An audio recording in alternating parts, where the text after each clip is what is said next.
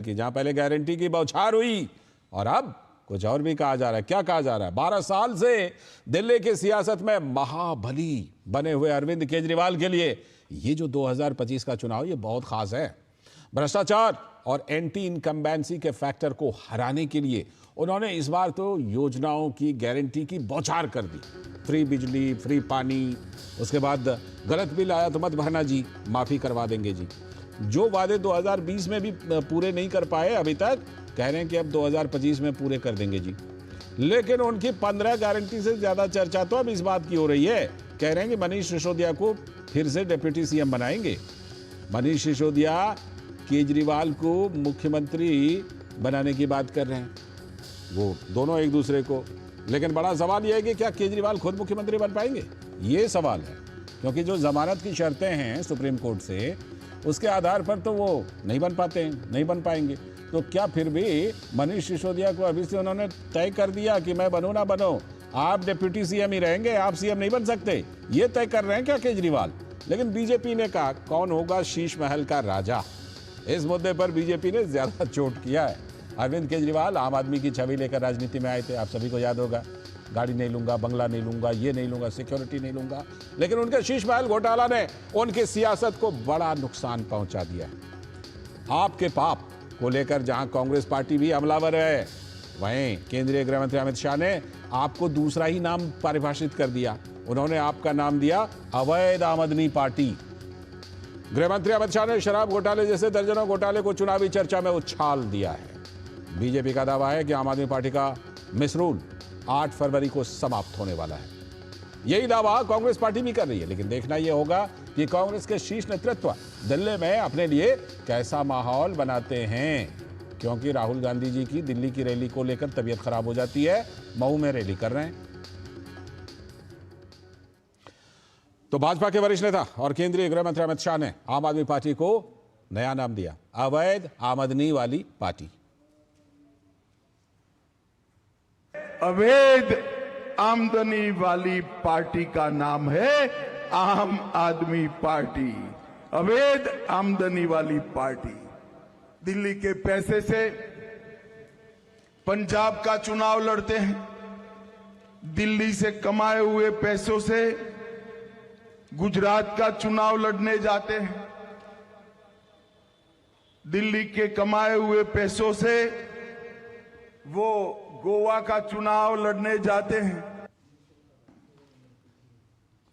वहीं आम आदमी पार्टी के संयोजक अरविंद केजरीवाल ने मनीष सिसोदिया को सरकार में वापसी करने पर डिप्टी सीएम फिर से बनाने की घोषणा कर दी है। मनीष जी आने वाली सरकार में फिर से डिप्टी सीएम बनेंगे, तो अगर आपकी विधानसभा आपका एमएलए डिप्टी सीएम होगा तो सारे अधिकारी, सारे अफसर आपके फोन पे ही काम कर लेंगे। तो भाजपा के नेता और नई दिल्ली से प्रत्याशी परवेश वर्मा ने मनीष सिसोदिया पर सवाल उठाए। अगर मनीष सिसोदिया ने कोई काम किया होता, अगर आम आदमी पार्टी का, इनकी सरकार का शिक्षा मॉडल अच्छा होता, तो मनीष सिसोदिया अपनी सीट को कभी छोड़कर भागता ही नहीं।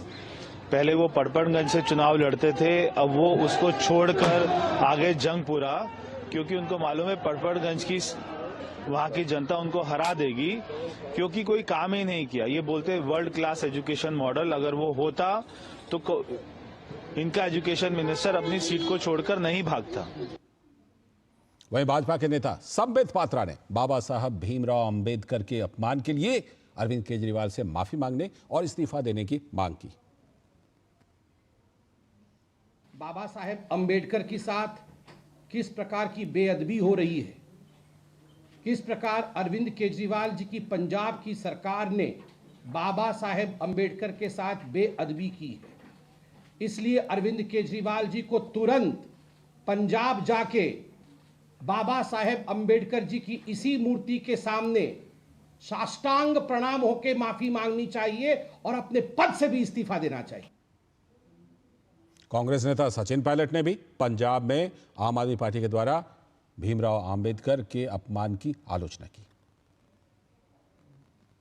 देश भर में कांग्रेस कार्यकर्ता और हमारे गठबंधन के सभी साथी मिलकर एक मुहिम चलाएंगे कि जो लोग जानबूझ के अंबेडकर साहब का अपमान करते हैं, संविधान की धज्जियां उड़ाते हैं, संविधान को पूछते तो हैं लेकिन संविधान में जो लिखा है उसके विरोध में काम करते हैं, इस मुद्दे को लेकर हम जनता के बीच जा रहे हैं और आज एक बहुत बड़ी जनसभा मध्य प्रदेश में मऊ में हम लोग करने जा रहे हैं। मैं उम्मीद रखता हूँ आने वाले समय में इसी प्रकार के कार्यक्रम और देश भर में हम लोग करेंगे। तो दिल्ली की राजनीति में चल क्या रहा है, हमारे संवाददाता धीरज कुमार जुड़ चुके हैं हमारे साथ और ज्यादा जानकारी के साथ। धीरज, जरा इस गुत्थी को सुलझाइए और थोड़ा डिकोड कीजिए। अरविंद केजरीवाल कह रहे हैं कि मनीष सिसोदिया को फिर से डिप्टी सीएम बनाएंगे। ठीक, इस बात को अरविंद केजरीवाल से बेहतर कौन जानता होगा कि वो खुद सीएम नहीं बन सकते अभी जो जमानत की शर्त है उसके मुताबिक। तो फिर तो इसका मतलब यही हुआ ना कि मेरी जगह कोई और मुख्यमंत्री बनेगा और मनीष सिसोदिया मुख्यमंत्री नहीं बन सकते, अधिकतम उप मुख्यमंत्री तक बन सकते हैं। यही कह रहे हैं अरविंद केजरीवाल। बिल्कुल आपने सही कहा। और जिस तरीके से अरविंद केजरीवाल ने मनीष सिसोदिया के लिए कहा है, उनका कहना साफ तौर पे यही है कि मनीष सिसोदिया कभी मुख्यमंत्री नहीं बन सकते हैं, क्योंकि मुख्यमंत्री का चेहरा तो अभी उनके पास अरविंद केजरीवाल का है। वही केजरीवाल जिनको सुप्रीम कोर्ट ने साफ तौर पे कहा है कि आप किसी तरीके की फाइल पे साइन नहीं कर सकते हैं, आप मुख्यमंत्री कार्यालय नहीं जा सकते हैं, और जा सकते हैं तो किसी तरीके के कैबिनेट के डिसीजन में भाग नहीं ले सकते हैं, किसी तरह के फैसले पे आप अपनी मुहर नहीं लगा सकते हैं। वैसे अरविंद केजरीवाल को एक तरह से हम कह सकते हैं कि मुख्यमंत्री बनने का एक जो सपना है उन्होंने पाल रखा है। लेकिन ये जो बातें हैं, ये बातें उन्होंने मनीष सिसोदिया के लिए कही है कि वो डिप्टी सीएम बनाए जाएंगे दोबारा अगर उनकी पार्टी सत्ता में आती है, अगर मनीष सिसोदिया जीत कर आते हैं। देखिए, मनीष सिसोदिया को अगर हम देखते हैं तो मनीष सिसोदिया का जो तजुर्बा है वो अरविंद केजरीवाल के तजुर्बे से ज़्यादा है जी। 11 साल तक अरविंद केजरीवाल भले ही दिल्ली के मुख्यमंत्री रहे हों, लेकिन वो मुख्यमंत्री विदाउट प्रोफाइल रहे हैं, विदाउट पोर्टफोलियो रहे हैं। उनके पास किसी भी विभाग का कार्यभार नहीं है। उसके उलट 11 साल तक अगर कह सकते हैं कि 14 फरवरी 2015 से लेकर और 26 फरवरी 2023 तक अरविंद मनीष सिसोदिया दिल्ली के उप मुख्यमंत्री रहे हैं और उनके पास कई विभाग रहे हैं। तो मुख्यमंत्री मनीष सिसोदिया क्यों नहीं बन सकते केजरीवाल के बजाय? धीरज, जिस तरह से पंजाब से खबर आई है कि वहां पर बाबा साहब अम्बेडकर का अपमान हुआ है, दिल्ली में चुनाव होना, वोटिंग होनी है, कहीं आम आदमी पार्टी को नुकसान तो नहीं कर जाएगी?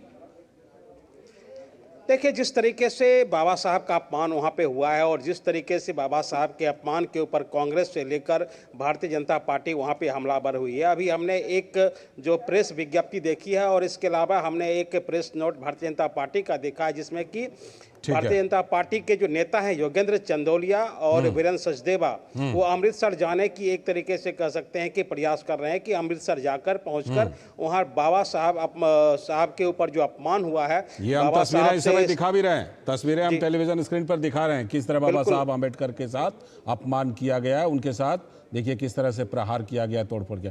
खैर, फिलहाल समय की कमी है। बहुत बहुत शुक्रिया धीरज कुमार जुड़ने के लिए इस खबर पर हमारे साथ। और इसी के साथ आज के इस वक्त में इतना ही। नमस्कार।